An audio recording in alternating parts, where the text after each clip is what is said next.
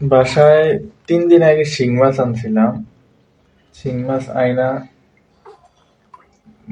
কাটার সমস্যার কারণে ফ্রিজে রাইখা দিছিলাম। তো এখন ৩ দিন পর ফ্রিজ থেকে নামাইছি। ফ্রিজ থেকে নামানোর পর দেখতেছি কেমন আঠা আঠা। এখন আপনারা বলেন এগুলা কি? এগুলা কি? ঠিক আছে, আপনারা যদি জেনে থাকেন তাহলে অবশ্যই কমেন্টে বলবেন। এগুলা দেখেন সম্পূর্ণ জেলের মতো, কিন্তু এগুলা কি এটা আমি বুঝতেছি না। এমনিতে আনলে দেখা যায় না, কিন্তু ফ্রিজ থেকে নামানোর পরে এই বিষয়টা খেয়াল করছি। অবশ্যই আপনারা যদি কেউ জেনে থাকেন কমেন্টে বলবেন। দেখেন কি অবস্থা, দেখেন কি পরিমাণ জেলের মতো। এখন এটা কি ভালো নাকি খারাপ? আমরা কি আসলে শিং খাচ্ছি না বিষ খাচ্ছি, এটাই বুঝতে পারতেছি না। আপনারা যদি জানেন আপনারা যদি জানেন তাহলে অবশ্যই কমেন্টে বলবেন এটা কি।